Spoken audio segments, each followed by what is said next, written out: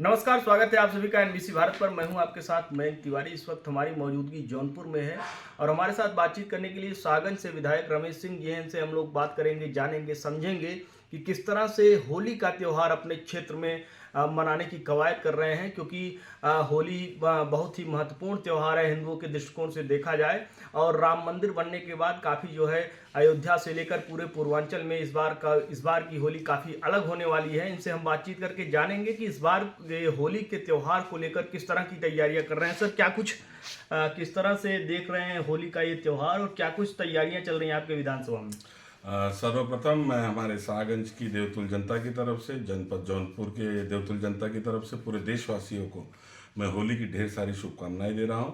और ये होली का त्यौहार, जैसे कि प्रभु श्री राम जी का वहाँ स्थापना हो चुकी है अयोध्या में, और ये पहली होली है, उसके बाद एक नया उत्साह लोगों में देखने के लिए मिल रहा है। और मुझे लगता है कि हर एक ग्राम सभा में, हर एक गली में आज बहुत ही उत्साह के साथ में होली मनाया जाएगा। और मुझे पूर्ण रूप से विश्वास है कि आने वाला समय में हमारे प्रधानमंत्री यशस्वी नरेंद्र मोदी जी के मार्गदर्शन में विकसित भारत का जो उन्होंने संकल्प लिया है 2047 तक, ये संकल्प को हम सब लोग इस होली के बाद हम लोग अपने दृढ़ संकल्पित हैं कि संकल्प को हम लोग जरूर अचीव करें। और आने वाले समय में यहाँ जनपद जौनपुर की देवतुल जनता ये एक ऐतिहासिक निर्णय देगी। एक चीज़ और जानना चाहेंगे सर, 2024 का चुनाव बेहद नज़दीक है। छठे चरण में जौनपुर में वोटिंग होनी है, आचार संहिता लग चुकी है। ऐसे में जो है यहाँ का अगर राजनीतिक माहौल भांपा जाए तो किस तरह से आप देख रहे हैं बीजेपी खुद को कहाँ स्टैंड पा रही है? देखिए, बीजेपी के सामने कोई लड़ाई ही नहीं है। आपने देखा होगा कि कब से हम लोग इंतजार कर रहे हैं, कोई प्रत्याशी ना समाजवादी पार्टी ने अभी तक यहाँ घोषित किया है, ना बहुजन समाज पार्टी ने घोषित किया है। और जो सेंटिमेंट्स हैं यहाँ लोगों का, हमारे जनपद जौनपुर के वासियों का, ये पूर्ण रूप से हमारे यशस्वी प्रधानमंत्री नरेंद्र मोदी और यशस्वी मुख्यमंत्री महाराज योगी आदित्यनाथ जी ने जो कार्य किए हैं, आज निरंतर 10 सालों में जो कार्य हुए हैं उत्तर प्रदेश में, वो कार्यों को देखते हुए, क्योंकि उत्तर प्रदेश पहले एक बीमारू प्रदेश के रूप में जाना जाता था, एक माफियाओं को प्रदेश के रूप में जाना जाता था, आतंकवादी प्रदेश के रूप में जाना जाता था। लेकिन आज ये प्रदेश की पहचान बदली गई है। आज उत्तर प्रदेश एक्सप्रेस हाईवे प्रदेश के नाम से जाना जा रहा है। 12 एयरपोर्ट आज बन रहे हैं हमारे प्रदेश में। राम मंदिर का आपने देखा होगा कि 22 तारीख को प्राण प्रतिष्ठा हो गई। ऐसे सैकड़ों कार्य आज उत्तर प्रदेश में निरंतर धरातल पे हो रहे हैं। और जो लाभार्थी पहले जो मूलभूत सुविधाओं से जो लोग वंचित थे, आज उनको मूलभूत सुविधाएं दिलाने का कार्य ये उत्तर प्रदेश की यशस्वी सरकार कर रही है।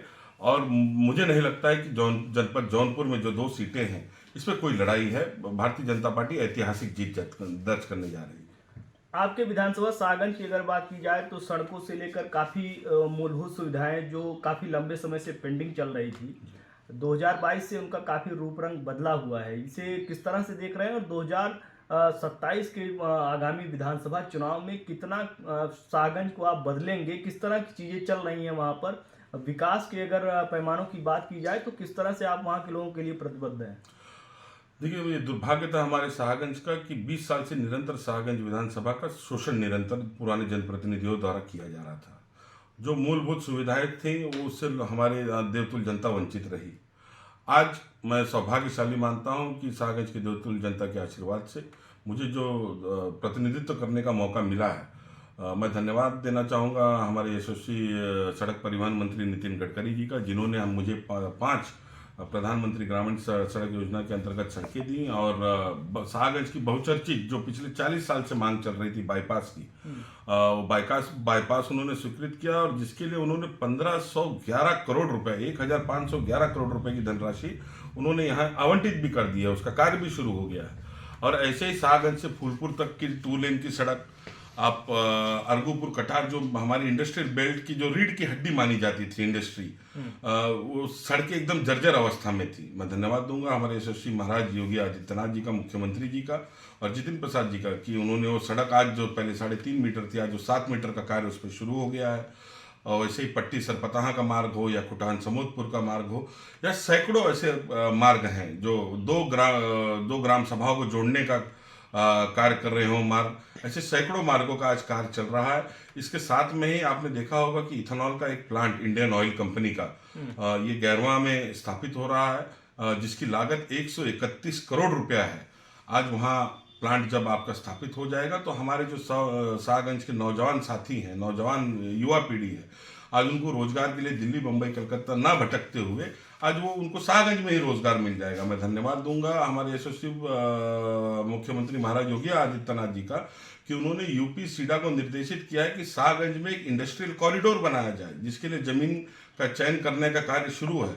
ऐसे आप देखेंगे तो आप निरंतर जो शाहगंज पहले एकदम 403 नंबर पे था, विकास के नाम पे शून्य था, अगर आज आप देखेंगे तो शाहगंज निरंतर एक नया ऐतिहासिक निर्णय लेते हुए आज रेलवे स्टेशन आपका शाहगंज का जो एकदम दुर्दशा में था, आज वो एयरपोर्ट की तर्ज पे बन रहा है। वैसे ही आप शाहगंज का बस डिपो देख लीजिए, उसका जीर्णोद्धार का कार्य शुरू हो गया है और एक अच्छा बस डिपो जहां लोगों को मूलभूत सुविधाएं मिले, आज वो बनना आपका शुरू हो गया है। कस्तूरबा विद्यालय एक पहले हमारा उस गांव में था, हॉस्टल का उसका कार्य चालू है। 2 नए कस्तूरबा विद्यालय की स्वीकृति हमारे शासन ने कर दी है। चुनाव आचार संहिता लागू होने की वजह से उसका कार्य नहीं हो पा रहा है, लेकिन आचार संहिता जैसे समाप्त होगा वो कार्य भी शुरू हो जाएंगे।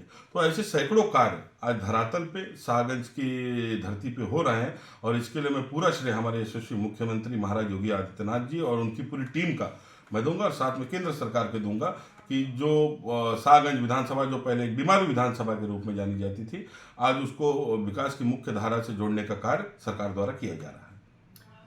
तो ये थे हमारे साथ शाहगंज के विधायक रमेश सिंह जी, जिनका साफ तौर पर कहना है कि शाहगंज को विकास के नित नए आयाम से गढ़ने के लिए लगातार ये प्रतिबद्ध रहेंगे। देश दुनिया की तमाम बड़ी खबरों के लिए जुड़ रही है हमारे साथ। देखते रहिए NBC भारत।